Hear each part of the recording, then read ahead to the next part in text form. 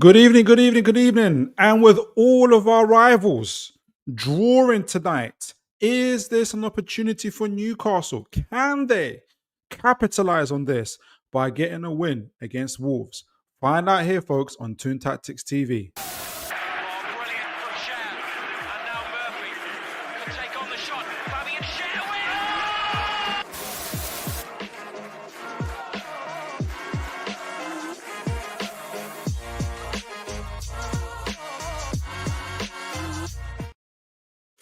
All right, evening, guys. I hope you are all well. I hope you are all well. How is your week going? How is your week going? Newcastle won 8 in a row, beat Bromley. What was it? 3-1. I can't remember what our score predictions were.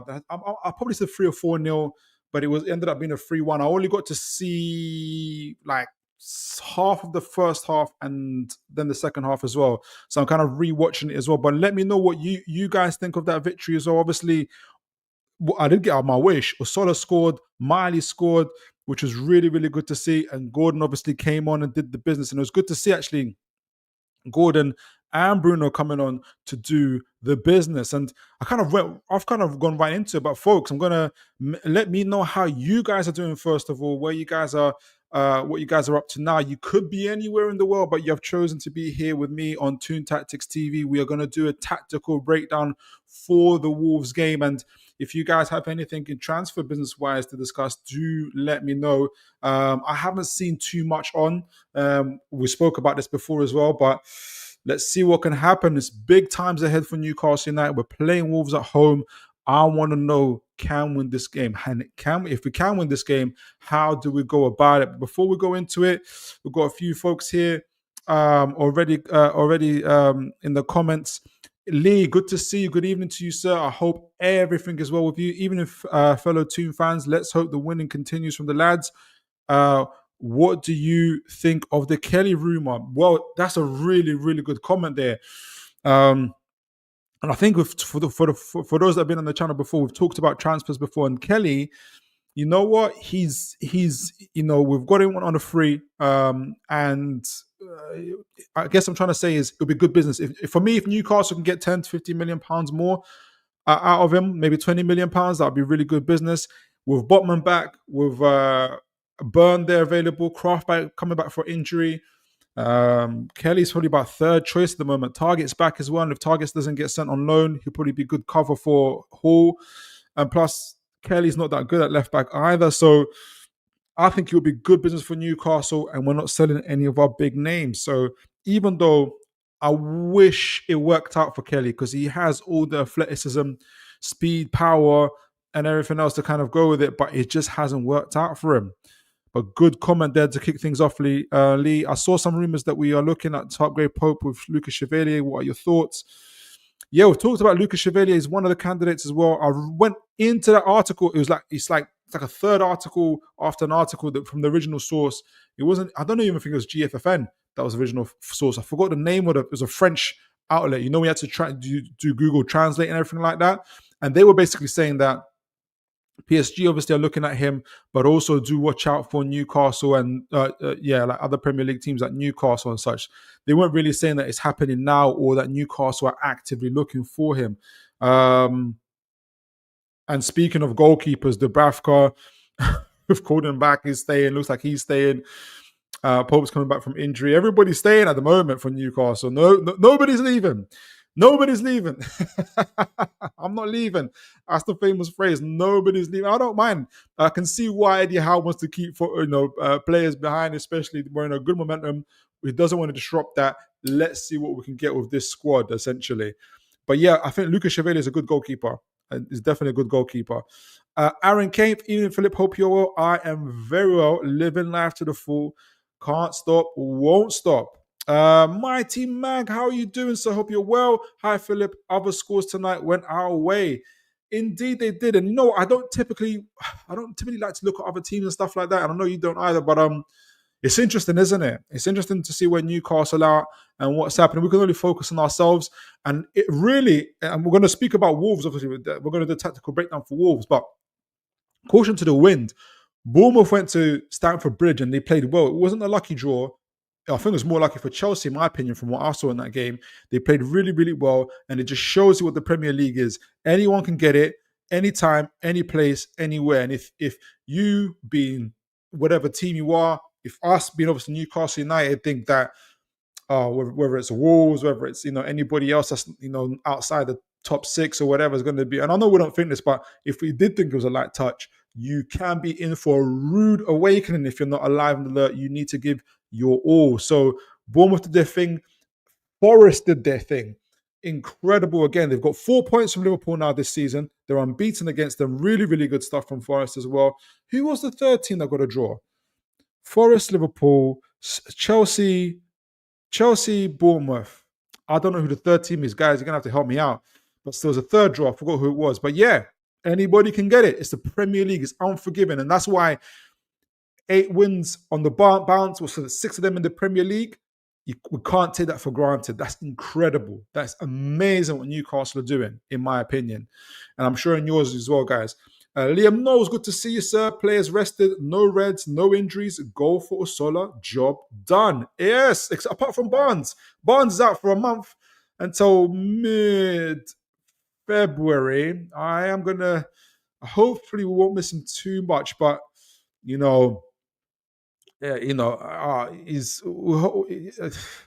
to counteract that, we have obviously Lascelles back. When's Callum Wilson coming back?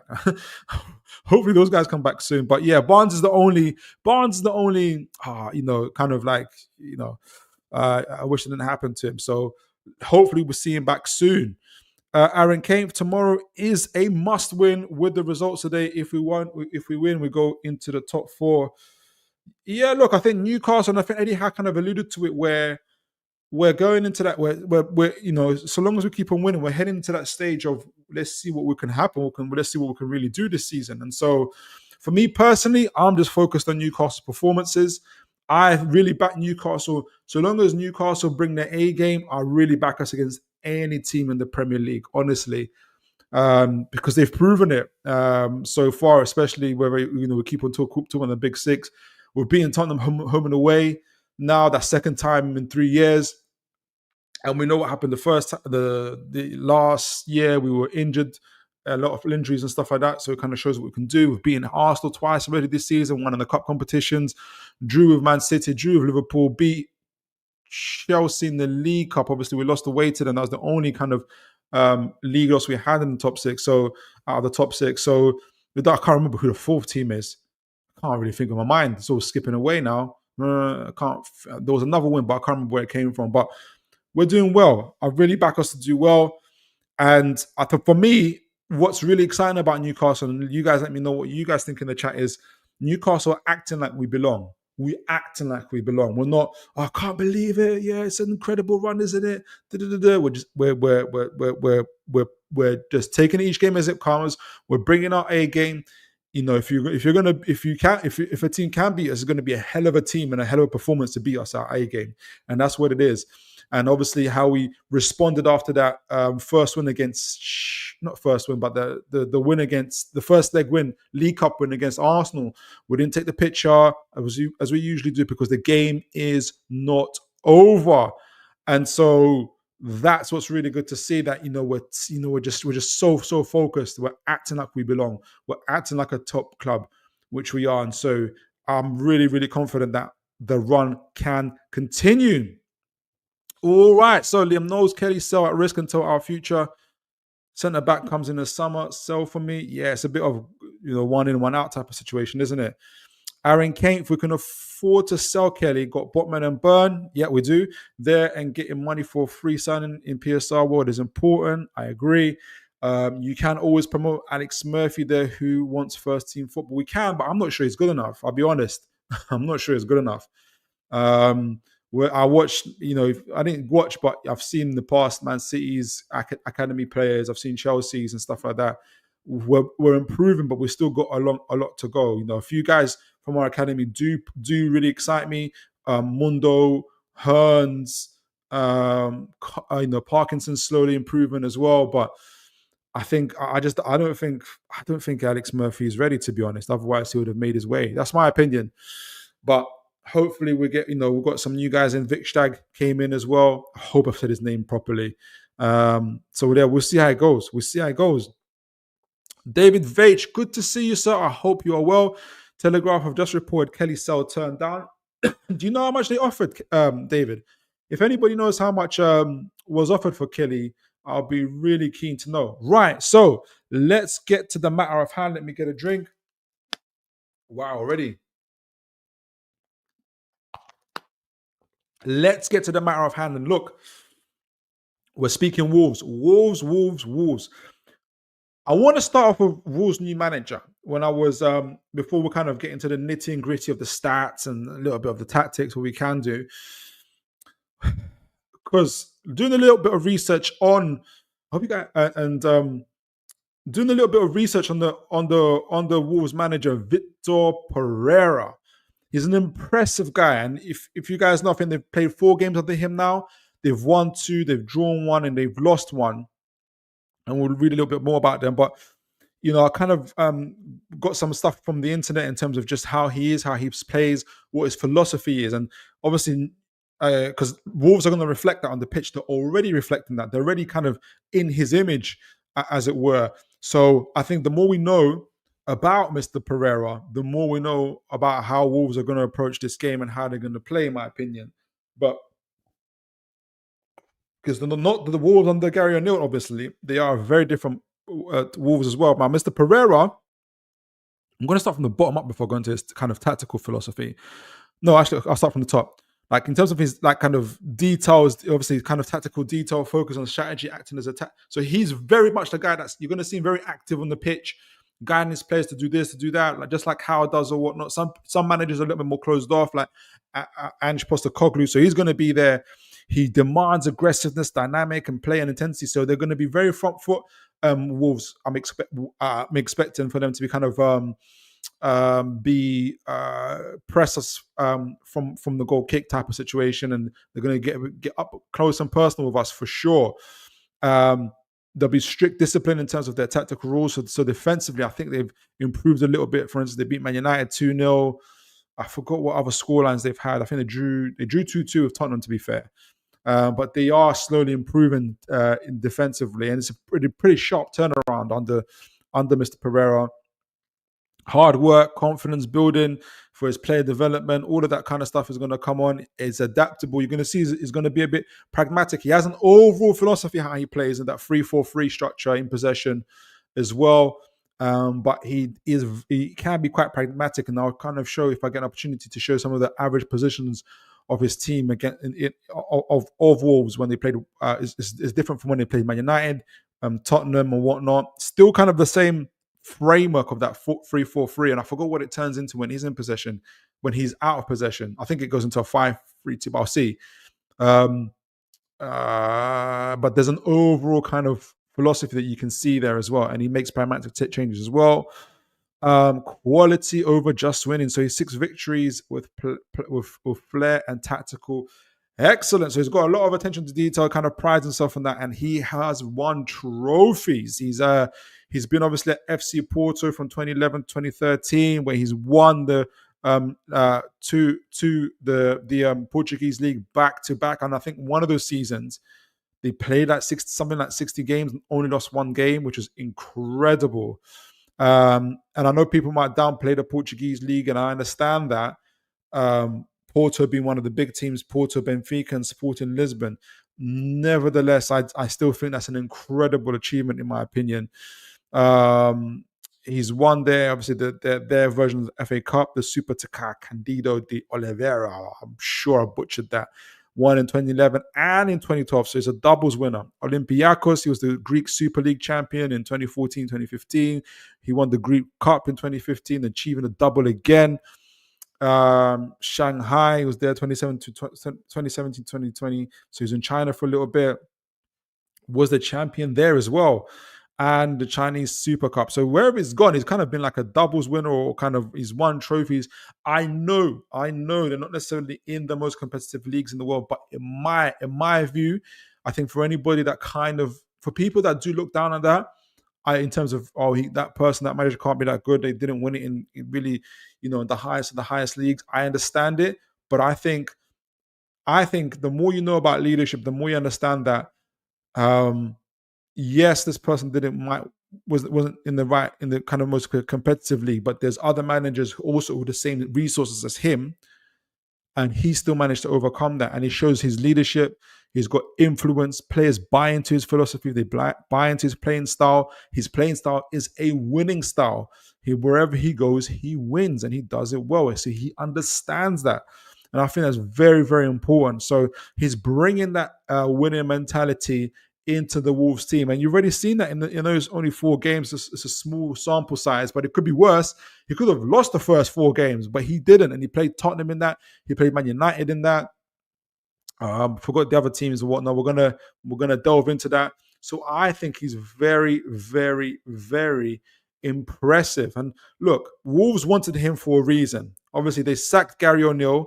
I think rightly so, because I think the final interview that Gary O'Neill had before, I forgot who he lost to.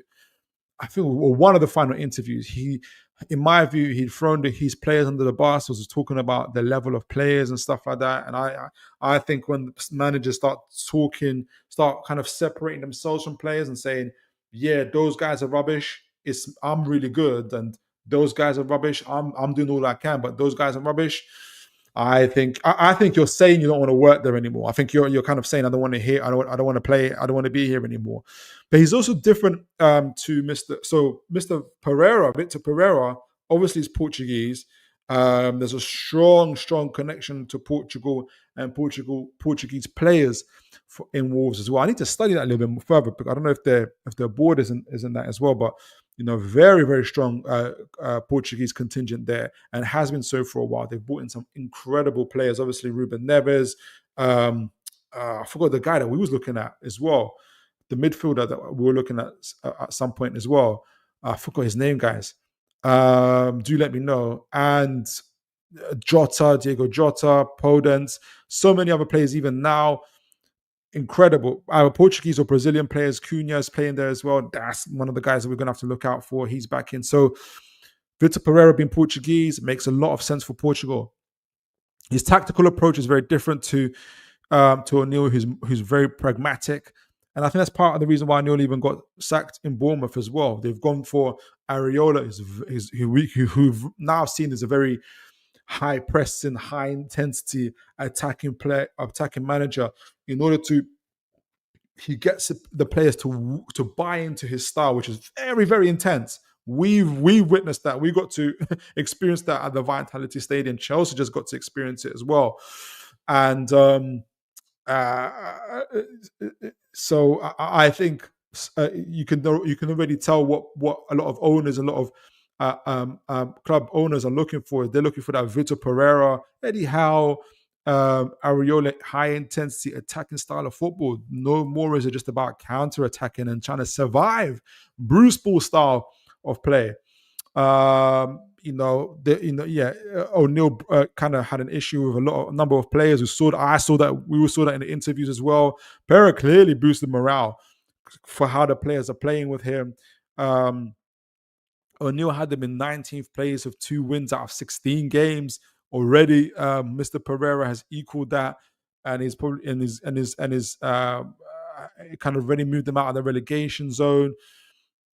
O'Neill lacks adaptability. Pereira is very disciplined, but he's motivational and he's very balanced in his approach. And look, the guy, over the span of 10, 15, 12 years he's been managing, has been winning competition. So people, players, clubs are buying into him. He's optimistic. He has a very good kind of style and gets results. So Pereira is very much, he's already influencing January transfers apparently as well. So the board, the players, the club have really, really bought into his style. So it's not just a manager bounce. It's a manager bounce, but it sounds like a really positive step in the right direction for Wolves, in my opinion. So before we go into the stats and stuff like that, do let me know, what do you guys think of Vitor Pereira? Do any of you guys know a little bit more about him? I haven't really got to see his teams play. I don't really know too much about them. But I'm keen to know more. I'm keen to learn. Do let me know, guys, if you guys have anything more. But before going to the stats and kind of do the tactical breakdown, I'm going to go through the comments. Do let me know what you guys think of Victor Pereira. What are you guys expecting from the game? What are you guys expecting from this game as well? What do you think Victor Pereira is going to bring? Have you seen? I saw actually no. I saw Wolves. Tell a lie. I did obviously. I saw Wolves play Man United. Wolves put their bodies on the line in that game. It's like they were free. That was the first game after O'Neill. They were free from the shackles of whatever had gone on before, and had really improved. I didn't see the Tottenham game. This might be again. This might be the first time I'm seeing them since that time actually. So it's very, very interesting what's going on at Wolves as well. But let me know what you guys are thinking. Lee, excuse me. We are back where we belong. The sleeping giants. Thought my battery was going to go. We are back where we belong. The sleeping giants is awakening up. Be aware, we are coming. I love that confidence. Aaron Kane, good to see. I've already said good to see, but I hope you're well anyway again. They offered 6 million. So it's true because I saw that. I forgot the ITK that said that. Yeah, they offered 6 million. That's a bit cheeky. I would have thought 15, 20 million. I would have thought 15, 20 million, 25 million, 6 million. Yeah, is a long way off. I agree. That's a long way off, in my opinion. Jonathan Shaw, evening, Philip, mate. Hope you're good. Good to see you, Jonathan. I hope you are well. I am very well. Living life to the full. Living life to the full. Lee, we are coming up for the top four. We are showing we fear no teams. Well, in fact, I'm beginning to think that teams are fearing us. A lot of teams are beginning to go into that low block for us, and it's going to be interesting how we and we've been doing well, in fact, unlocking those low blocks, in my opinion. David Veitch, no idea how much we offer for Kelly. It looks like it was 6 million. Was as Telegraph articles behind the paywall. Okay. Appreciate that. Thanks for that, David. Jonathan Shaw, it'll be a good move, but would leave us short and one injury from problems. Indeed. That's in terms of Kelly, isn't it? Jonathan Shaw, I got a golden ticket through the Willy Wonka ballot. So I'll be at the game tomorrow. I can't wait. Oh man, I'm so jealous, man. I'm so jealous. Well, enjoy it. I'm sure we're gonna get a positive result. Nice one, Jonathan. Well done from Mighty Mag. Jonathan Shaw, cheers, Mag. Yeah, you guys are talking amongst yourselves there. Sorry. A few Americans over the game. Yes. Chris from NUFC TV is there. I'm sure he must be so excited. I know Mighty Mag and everybody from the Toon are going to show him a very, very good time at Newcastle. It's as we all know what a great city is. I think Chris has been there a couple of times before as well. So credit to him, and I hope he will he'll be rewarded for this for all that he's committed to this trip with a Newcastle victory. Jonathan Shaw. They are a team that are currently in a good space. Yeah, that's Wolves. They are, and they are believing in themselves now, which can only be from what the manager has instilled in them. I fully agree with this. They'll definitely be up for it. Have a striker on form. Yes, it's the Norwegian gentleman that we're going to talk about as well. He is doing well. So speaking of doing well, let's see objectively just how well they are doing. Now, obviously, since Mr. So some of their stats are going to be severely skewed, obviously, because of the situation under O'Neill. They played 16 games under O'Neill, and they've played 4 under Victor Pereira.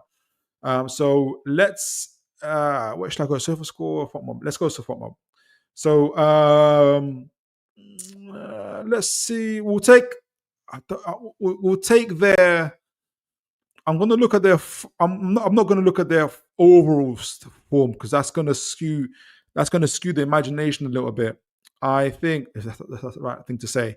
I'm going to just fast forward it into the last 4 games. I'm going to take Wolves as they are, which is a team under Vit, not Newcastle. Well, it will be Newcastle, but let's look at Wolves for now. How are they doing? So this has got the last 5 games. So if you guys can see that, can you guys see that? Yes, you can. Right. So obviously Leicester was the last game under Mr. Gary O'Neill. They lost 3-0 against another new manager, which is obviously Van Nistelrooy himself. Since that time, and that's the game I watched, they beat Man United 2-0. They drew with Tottenham 2-2. They lost to Nottingham Forest, which nowadays, with the hot form that Nottingham Forest are in, isn't nothing, isn't overall disappointing. But beating Nottingham Forest twice in the season so far is not for everybody. I said very, very cheekily there. And who is this? Oh, I was thinking, is that Brent? It's not. Obviously, they played in the FA Cup and they beat Bristol City. Not Brentford. They beat Bristol City. It must be the FA Cup. 2-1, which is a close run for them actually. So they're winning games and they're in good form. They're in decent form, much better form than they were under Mr. Gary O'Neill. And unfortunately for us, or fortunately, Mr. Mateus Cunha is back from his suspension, and I think he's magnificent. I know that he's an attacking midfielder, doesn't necessarily play on the right, but he can play on the right. He'll be phenomenal for Newcastle. Goodness me, if we could have a Mateus Cunha, would that complete us? So, yes, they are doing very, very well under Mr. Perriera. I wanted to highlight a few things about their style of play. There was something I wanted to show. Average positions. I think that's going to be from here. So let me find. This is from SofaScore. Wolves kind of going into that 3-4-3, that style of play that they're doing. So what is their style of play?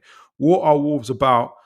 And what does it all mean for Newcastle United? What areas are there areas for Newcastle United to exploit and to do and to kind of where they can find victory? Is there a benefit? Is there a advantage, a place that we can exploit? But also it's important to know what Wolves' strengths are, where they can possibly exploit us. Obviously, all these things are what Eddie Howe will be fully aware of himself. So before we do that, let me get myself, I did write this down actually, some of the stuff from the articles as well. So essentially, let me highlight this. Let me highlight, because I wanted to go through it in terms of how intense it's, even from the first game against Manchester United, Wolves played there.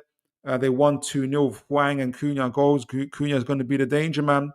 They got a couple of danger men, but he was exceptional in this game, Cunha.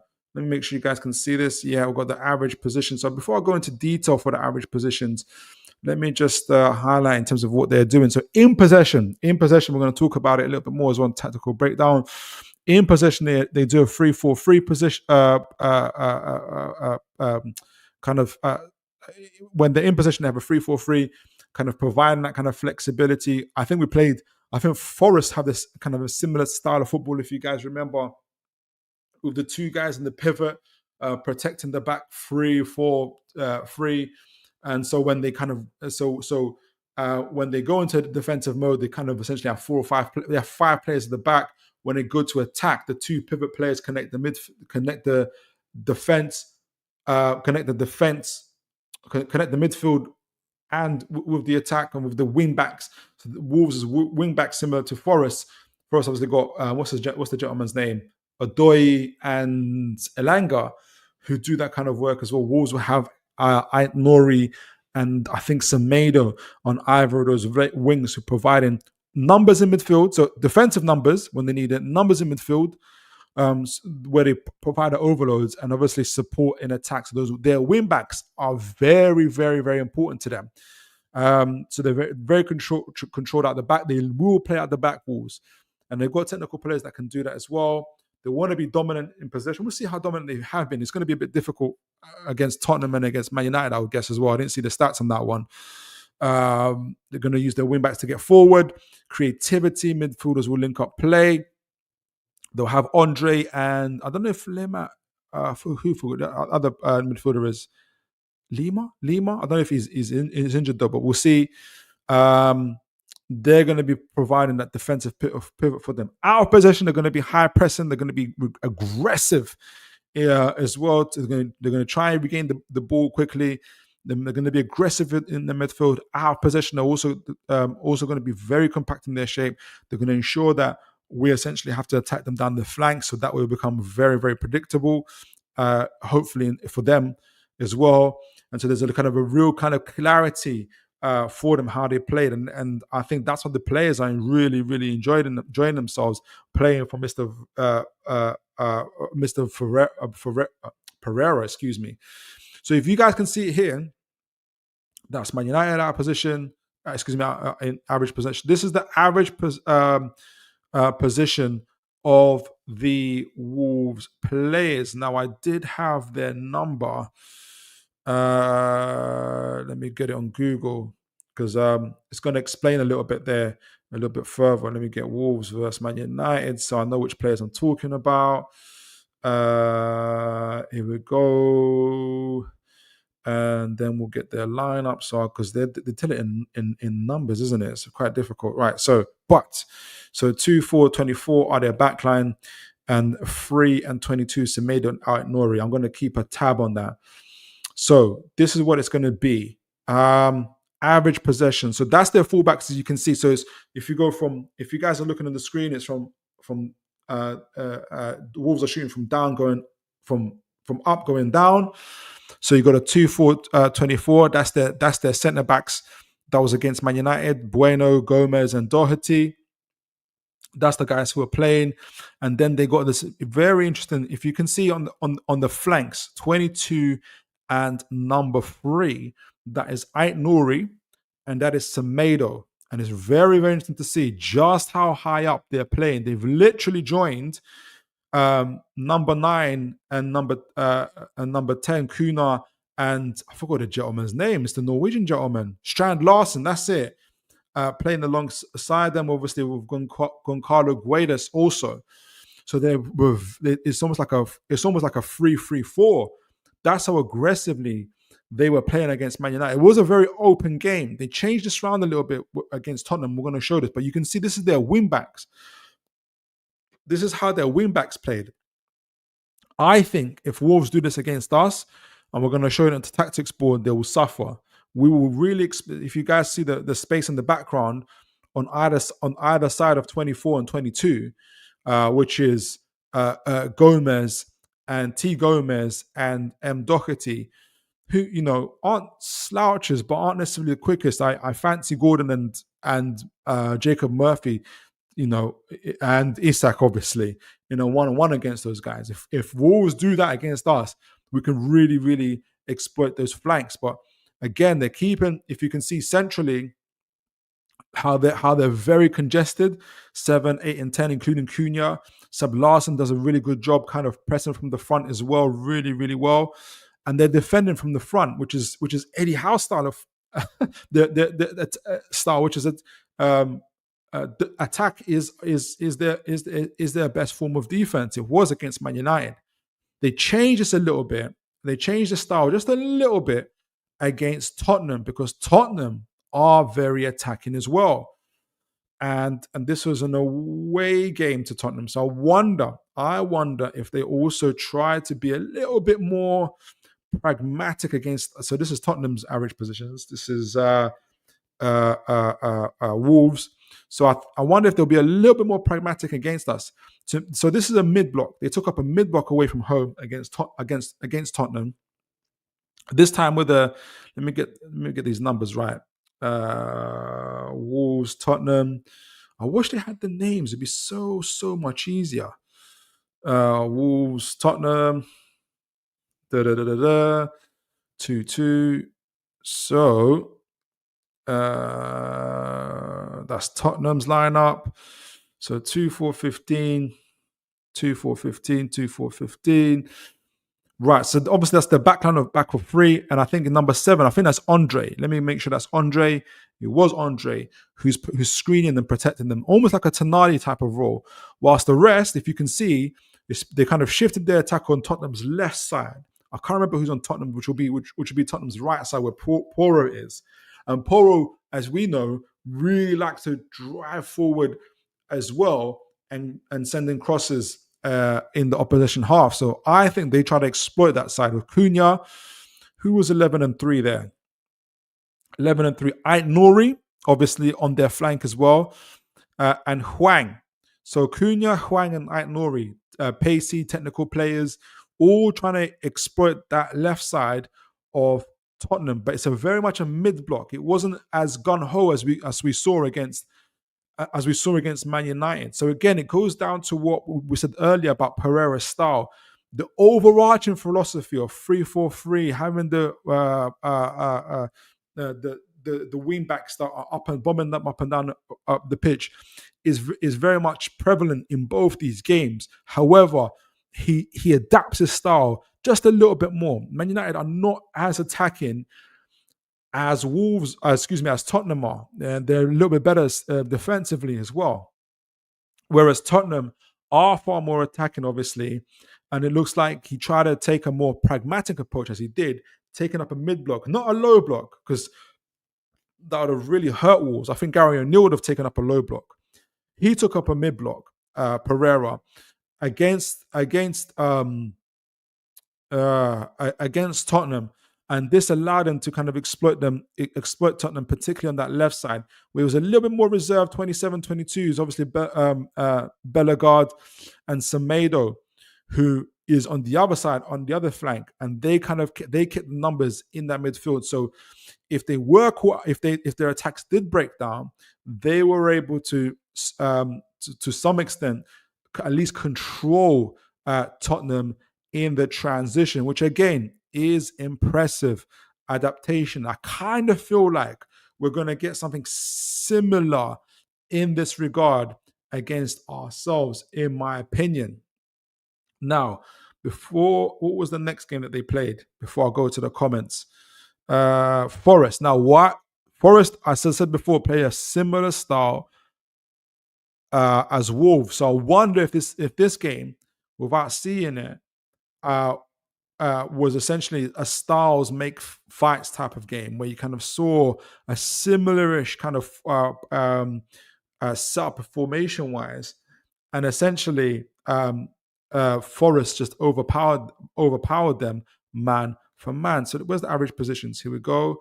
All right. So before I go into this, let me just read your comments and see what you guys are saying.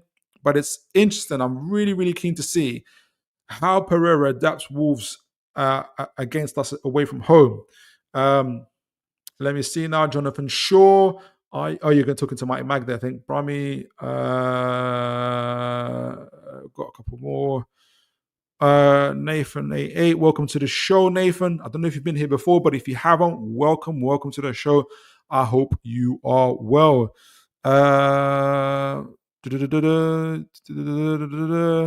Also, Nathan. You guys are okay, all right, okay. Good to see you guys all mingling, all talking amongst each other. So in terms of Wolves, this is going into the game they had against Nottingham Forest, who obviously are in red hot form, and obviously they lost this game. Let me see very similar in my opinion.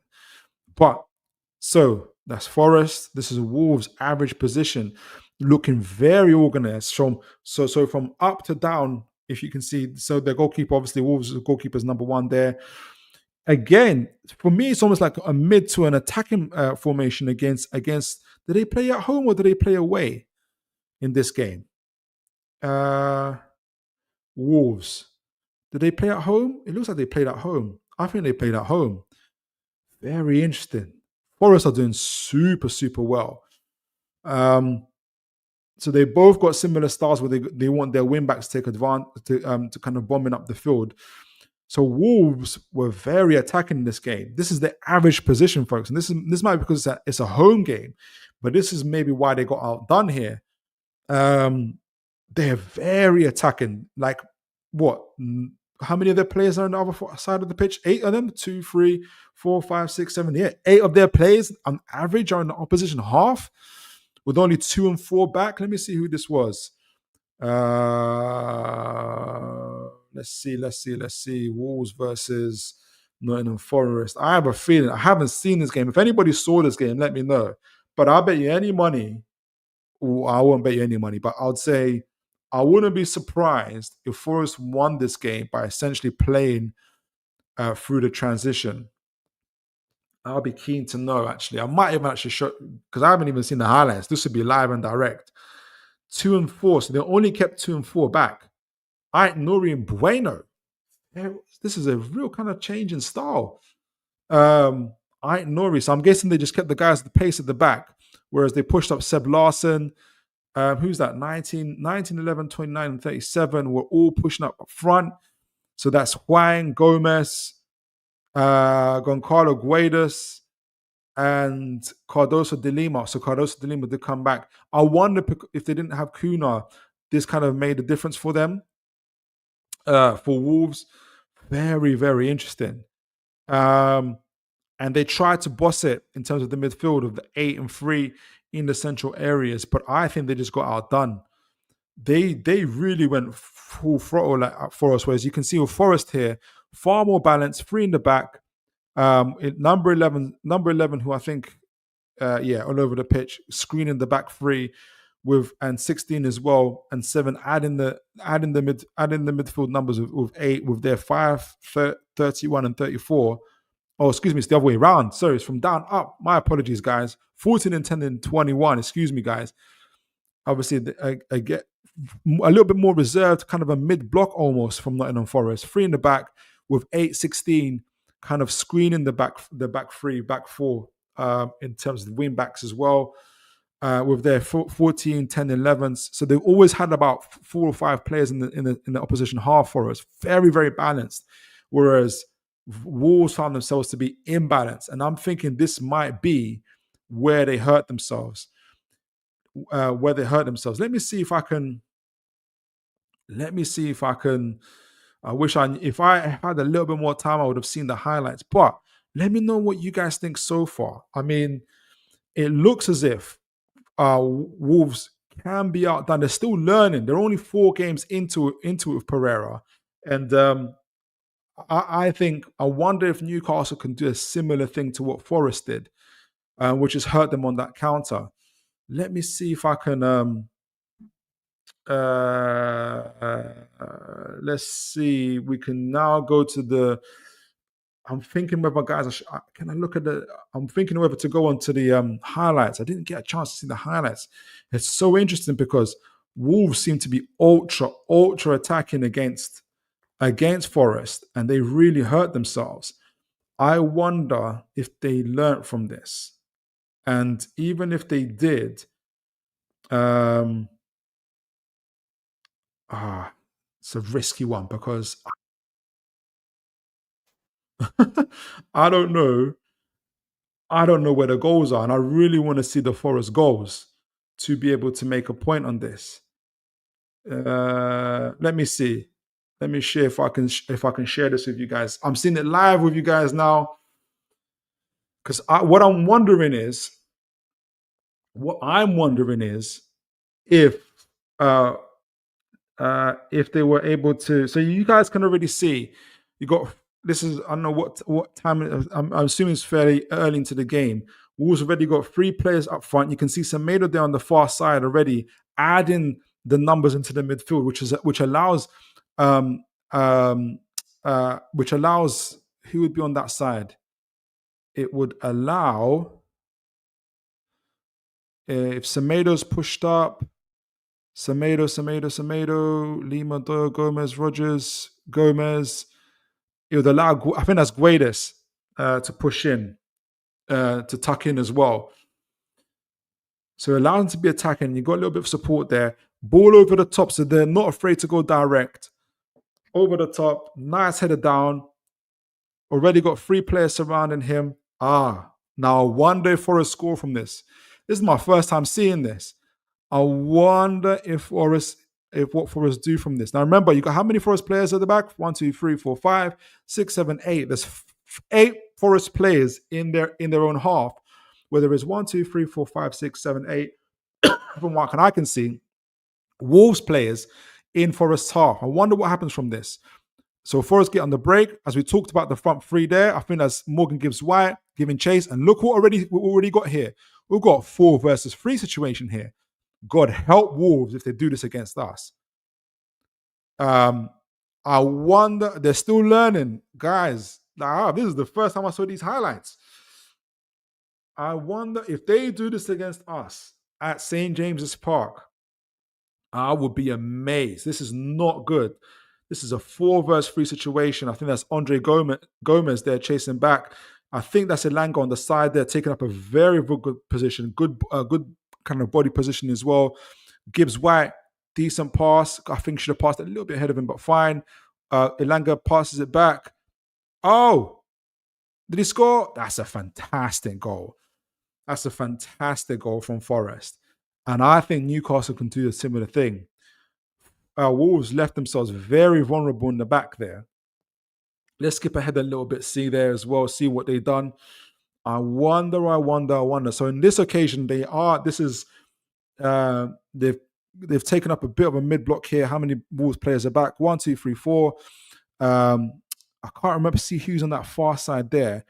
But Forest are on the attackers on this occasion. 3 attacking the front 3. They're all very good goals, and it leads me onto the tactical board. And because I can see Newcastle scoring these goals against Wolves. I don't know if they'll be as openly attacking against Newcastle, though I think they will be. They're still learning their balance very, very clearly. But there's points of exploitation points for Newcastle to exploit here, in my opinion. But before we get to that, I'm gonna read the comments and see how you guys are doing. Jonathan, let me know what you guys think so far of Wolves and how much of you guys have seen them under Mr. Perriera. Jonathan Shaw. Sorry, guys, let me get a drink of water.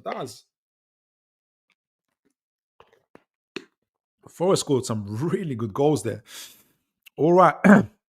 Jonathan Shaw, every game is different. Yes. And a team's form can change anytime. I agree.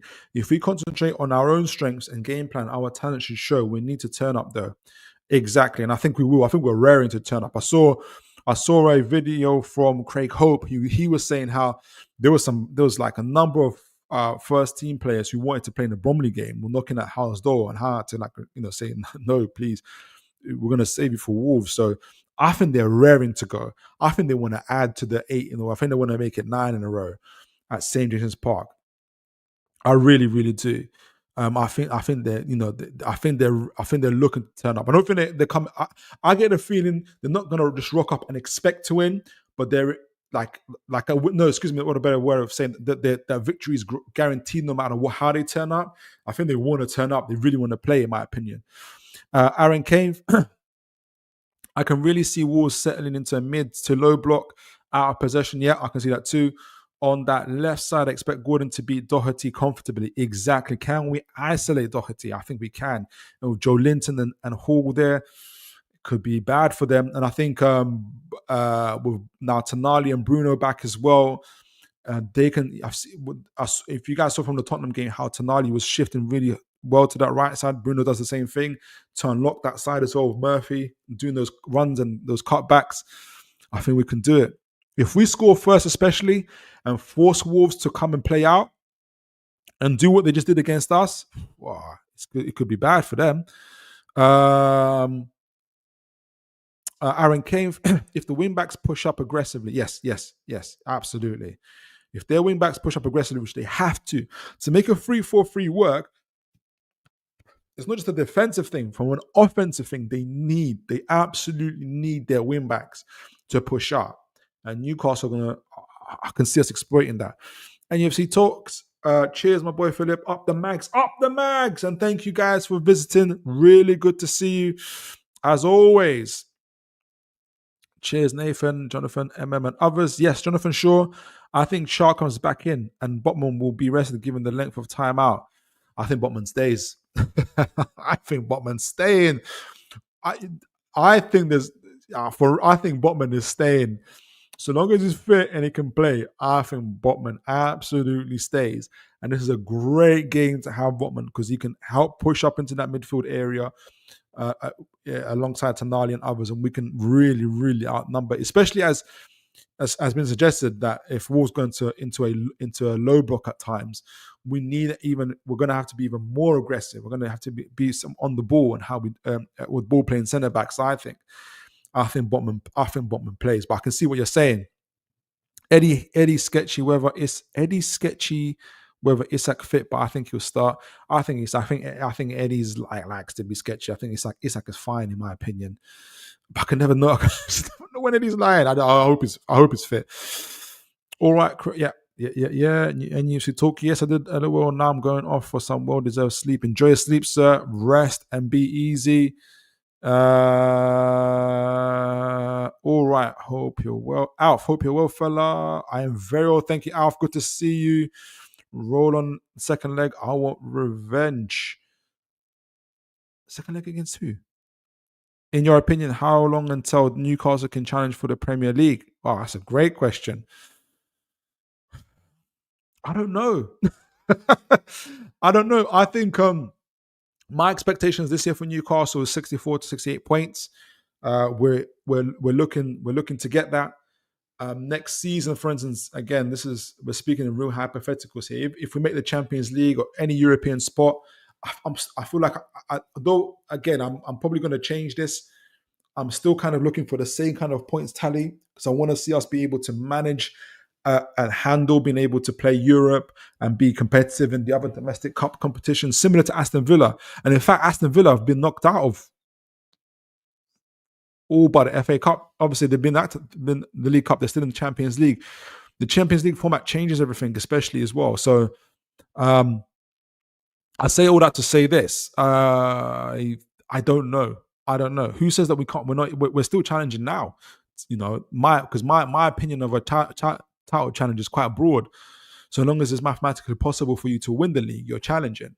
So whether we're favourites, we're not favourites, absolutely. But I think you're always challenging so long as it's mathematically possible, in my opinion, Alf. But in terms of like being kind of real contenders like Arsenal are supposed to be, Liverpool and others, I don't think we're too far off. Great question though. Mighty Mag, hey Alf. Yeah, finally before I go to the tactics board, Aaron Kemp. In my opinion, we are a quality right wing, centre back, ball playing goalkeeper away from making a credible challenge for the league. Yeah, I agree. There's a fourth player I'm thinking of, but I can't think of who. But yeah, I agree. I absolutely agree with that. We're not too far away. As long as we keep our star players this year, especially, I don't think we are too far away. Right. So finally, a little bit of tactics, not too much. A little bit of tactics board. We'll bring it here. Let me know where do you guys think the key battles are going to be? From what you guys can tell, I can't tell who's going to play for. Well, I've got a list, but I can't tell exactly who's going to play for Wolves. They've got injuries, they've got suspensions, they've got their starting lineup seems to change every other week. So as you guys can see, I haven't even set my my tactics board up just yet, but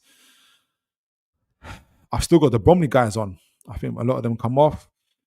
Obviously, Bruno stays. Miggy comes off. Oh, poor Miggy. Miggy. He didn't look too impressive. How did Miggy do in the Bromley game? Because for you guys, he didn't look too impressive for me. I'll be honest to you guys. He did not look too good from too good to me. Alf, do you do watch-alongs, Philip? Do you know what? It's incredible that you've asked me that. I've never done a watch-along with Alf, but My plan is, and I was going to reveal it to you guys at the end of this, at the end of the show, but as soon as you've asked now, is my plan is to do a watch long, and I am going to be doing a watch long this Saturday for the Bournemouth game. I'm going to do a watch long. It's my first ever watch long. Uh, I want to see how it goes, guys. If you want, let me know if you're going to join me. If you are going to join me, obviously the game kicks off at 12:30. It's a 12:30 kickoff. I'll probably be online from 12 o'clock if possible. And guys, if you're gonna join me, do let me know. Just say watch along in the chat, so I know if you guys do you guys do watch alongs? Do you guys enjoy watch along? That's a bigger. Do you, Alf? Who's on here, guys? Let me know if you guys enjoy watch alongs. It's gonna be my first time doing it.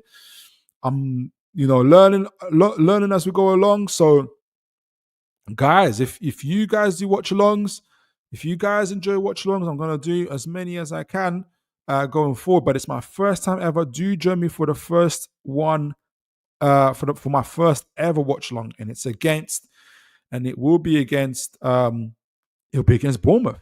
All right, so guys, do let me know in the chat. Just say watch along in the chat, and I will know. At least I'll have a decent enough number of folks who I know will be able to join me. So putting this team together, Gordon obviously on the left. I'm banking on everybody being fit. Burn stays on the. How do I do? I do on the left side. Botman will be on the right side. And that's how they've got it so far. No, sorry. I do my left and rights differently, don't I? Because Gordon's on the left side. No.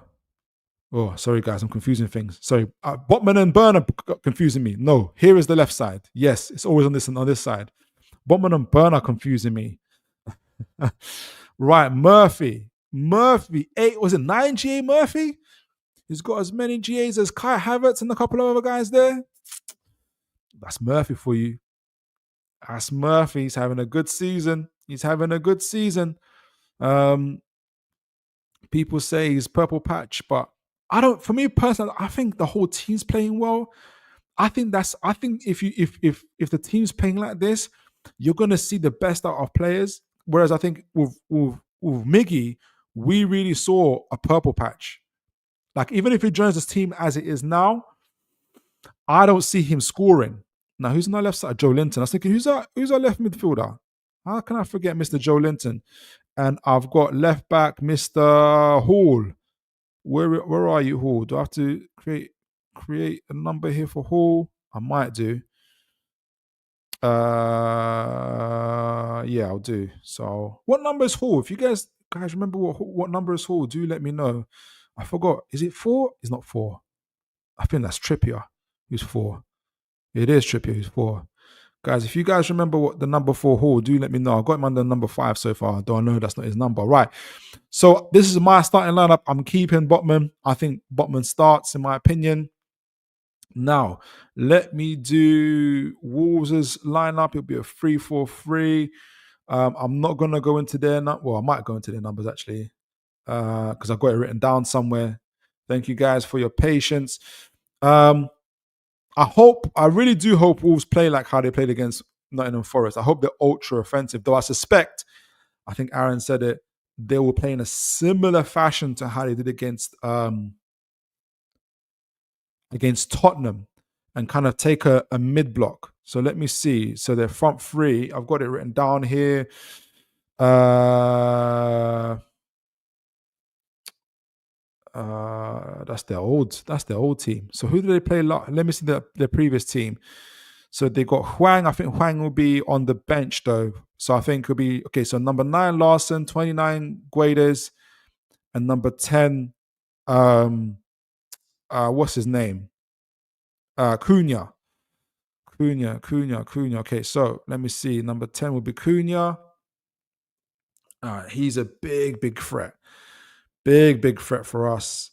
Larson will be through the middle. Number 9, who of course was he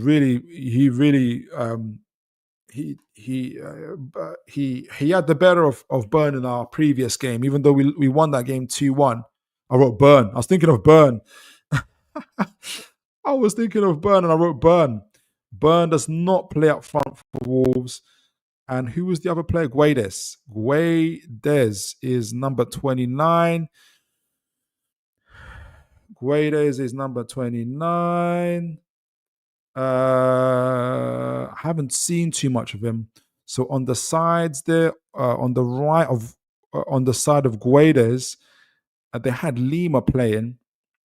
They had Lima, who must be back as well. On the right, got what number is Guima? Is Lima 37? 37 for Lima.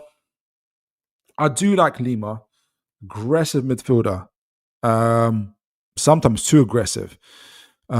But you need players like that. Jay Gomez, who've been linked to before, number 8, Jay Gomez. We've been linked to him before. I haven't studied him too much though, but technically looks good. As well, he's going to be up against Gomeres a lot of the time. T. Doyle, number 20. Number 20, Doyle is making up their midfield. And on the left, there's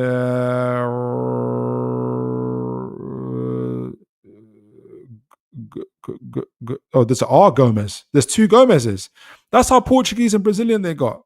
It's like Gomez must be like the equivalent of Smith, isn't it? Number 19 for Gomez. R. Gomez. I don't know if they're related. I doubt it. It's like Smith, John Smith, isn't it? And their backline will be Nori at number 3, just behind R. Gomez. Nori, good player,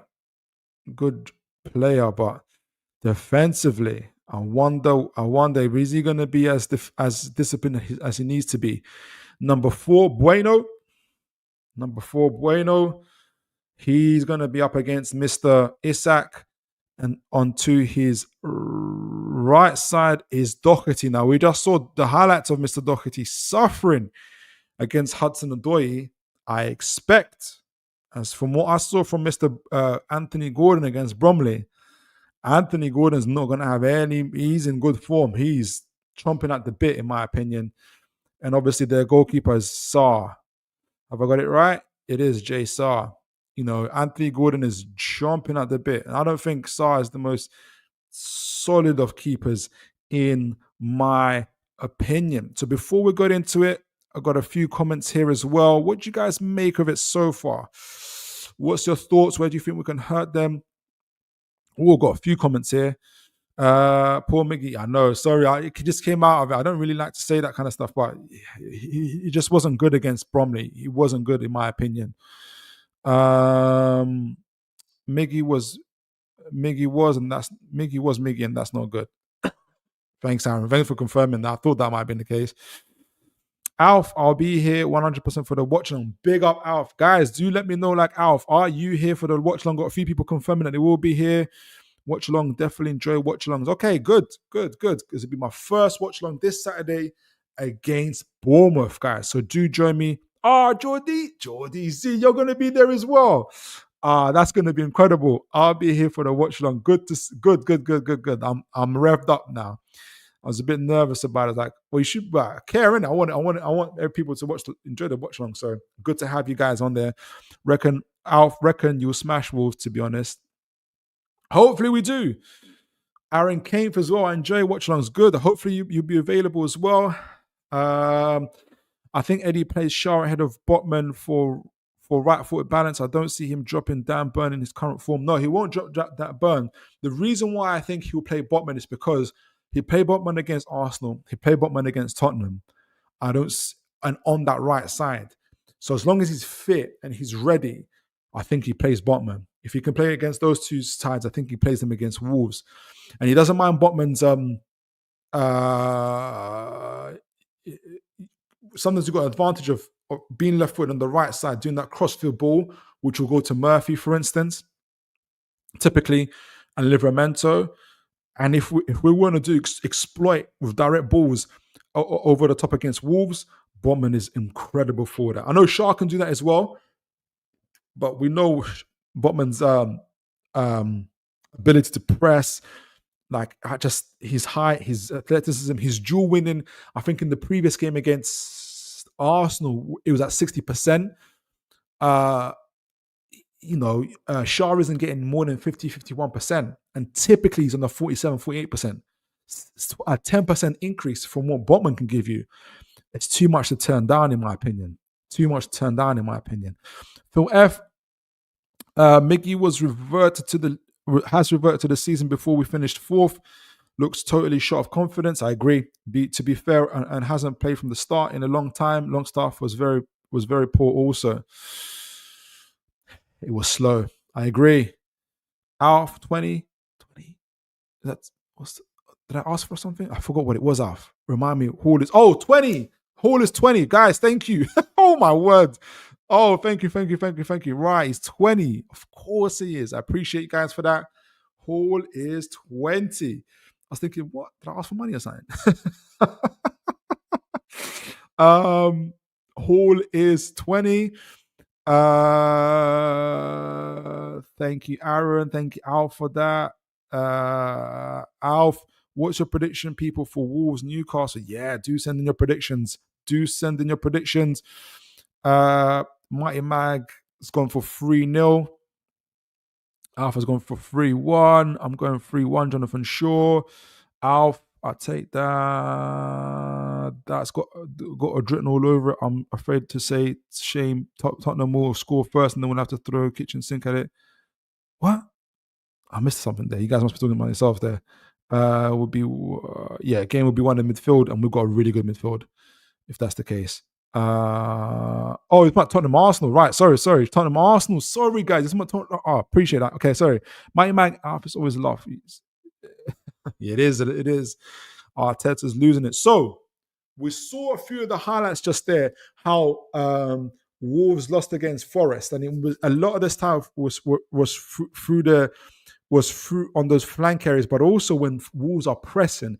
Again, Mr. Perriera has made a really, really good difference to this Wolves side, but they're learning.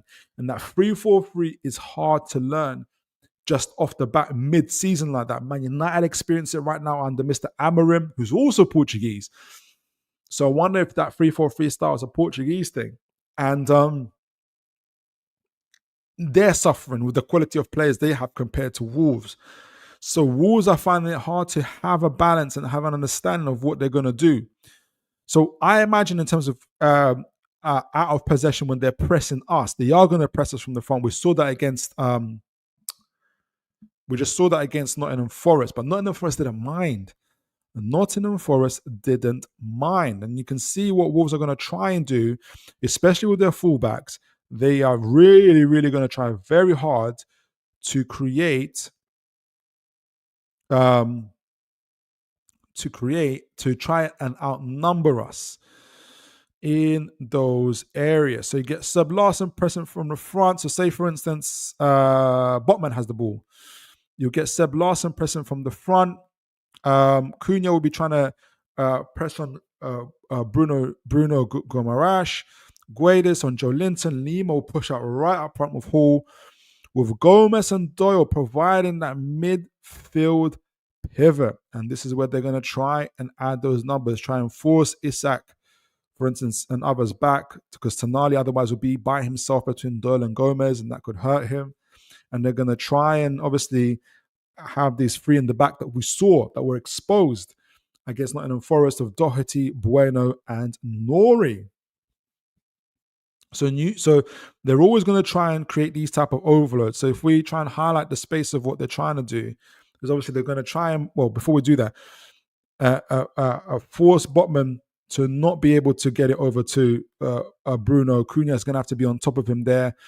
Doyle, I'd imagine, would be the extra man in midfield, trying to prevent the ball from coming to Tonali or Isak and others. It depends how aggressive they want to be.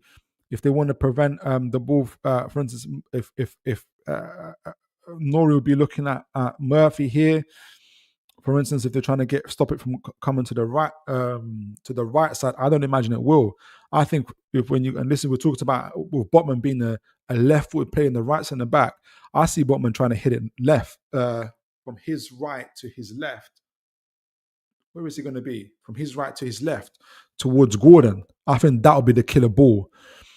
But saying that, it's going to be Wolves. Wolves are going to be trying to attack with Gomez on Livramento, Kuno on Bruno Gomes, Doyle on Tonali, Gomez adding an extra body midfield with Guedes, either Gomez or Guedes on midfield. I imagine if they want to be really aggressive, Gomez will be trying to prevent Joe Linton getting the ball, with Guedes trying to block the pass to Burn, Lima pushing right up against Hall, and really giving no space to breathe, separating our forwards from the midfield and the attack, trying to stop us from getting into these trying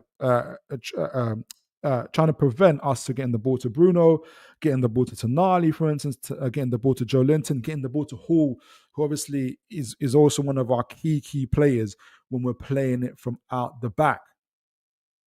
The trouble for Wolves is going to be we're playing at St. James's Park. St. James's Park, not only are we good on the ball in passing and everything else, but St. James's Park is a big pitch. And Newcastle nowadays, we really, if you guys see us as well, Hall, Livramento will be separating themselves like this, stretching the play, forcing Gomez and others to also stretch the play. What does this do? It creates these type of channels. So, if, for instance, if Joe Linton, we'll do, like I said, on Botman's side. So it's creating these type of channels. So for instance, where do we got it? If Livramento's pushing up here, if Bruno comes in close here, let me show you the gap. You start creating these type of channels. And Botman's got this kind of area. I should have made it bigger.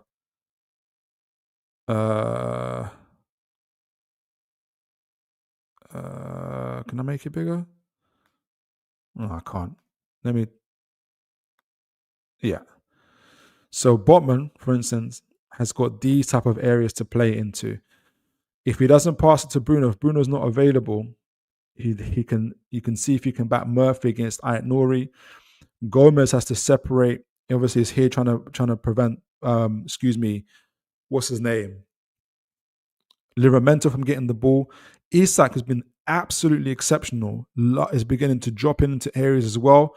He can be the extra man, pick up the ball here. And this is where, at this point, if this happens, Wolves, Nori, Gomez, Bueno have to get onto their bikes because Livramento is going to be off. Murphy's going to be off.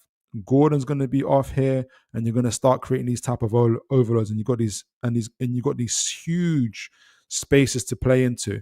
I don't know how good Bueno is. He's going to have a lot of space to cover here in the middle. Murphy, Livramento, if Gordon, who likes to move in centrally as well. Again, and we know what's going to happen in a 1v1 race between Doherty, Bueno, and Gordon. You start creating these type of situations here. You start creating these type of gaps here where you're going to cause a lot of problems. Similar, again, very, very, very similar on the other side as well. If we put back Murphy here, Livramento here. And I don't know if Perriera's played at St. James's Park before, but it's going to be different. I know he likes to be compact, so I wonder how far up he's going to push up. Similar if we go on the left side, the key is going to be for Hall to come out left. If Lima's going to come out and meet him, for instance, if he doesn't, then it leaves Joe Linton here. Gomez has to follow him. Gordon can drop in, kind of leaving himself again with spaces here, dropping in, creating these type of gaps of Gordon to feed into Gordon. And once the ball gets here, we know that Gordon can travel the ball. Joe Linton will start following him. Murphy will start following him. So it'll be interesting how they deal with that from a Wolves perspective. Are they going to be able to deal with Gordon dropping in? Didn't even mention Isak, or Isak dropping in again dropping in if their press is really, really high. and us collecting the ball, and again backing Gordon or backing Isak or Murphy with the pace of the ball, doing these type of stretch of plays. And again, if they're not good enough in the press, even if they try to do a mid block, maybe they're not as aggressive, and they try to keep you got Doyle. They'll try to create these type of situations where Larson and they try to surround our two Tonali and Gordon, but kind of let the defense keep the ball. So Tonali's free there, and Joe Linton's there, but Guedes and Larson are trying to block these channels here. If you guys can see, with Doyle and Gomez here, perhaps in behind. All they want to do is prevent Tonali and Bruno from getting the ball. So let me just highlight it there here. All they want to do is prevent Tonali and Gordon from getting the ball. Excuse me, Tonali and Bruno from getting the ball. They then leave themselves in the place where and Lima is on the side here. So they don't mind either Hall or Livramento getting the ball, which I don't think is either a good idea. Burn can turn around, get the ball to Hall. Lima has to go out and meet him. Joe Linton's in these spaces. Gomez has to follow him. Again, creating these spaces, creating these channels. Tonali can drop in. Hall has either got an opportunity to either pass it down the channels again to Gordon or to Joe Linton, and they could create these type of situations where you could, again, a 1v1 situation, which they don't want to have. It's all about how Wolves are going to press. If they get the press wrong, if they let Hall get on the ball, Livramento get on the ball, you can kind of create these situations where you could get Doherty and Joe Linton and Gordon isolating Doherty. Gordon and Joe Linton isolating Doherty. Bueno, how does this start? Does he stay with Isak? If he stays with Isak, then he leaves Gordon and Joe Linton in these type of situations. So Gomez has to follow Gordon. You know, he has to follow Gordon and provide an extra body to support Doherty. If he does that, it leaves Tonali free. So you can see Gordon doing these type of runs, Joe Linton doing these type of runs, leaving the space in the middle. Tonali gets into the ball, Isak can drop in, or Bruno can drop in, and you get these type of situations where you got the ball coming in. Newcastle have been really, really good at that, creating these type of space and getting the balls in the middle, and you get Murphy or Gordon positioning themselves centrally, or even Isak, obviously, if Isak drops in, position themselves separately where you can either get the ball through the channels of the midfield areas and back in their pace. Added to that is our fullbacks, Livramento pushing up. How good is Gomez in terms of his recovery runs?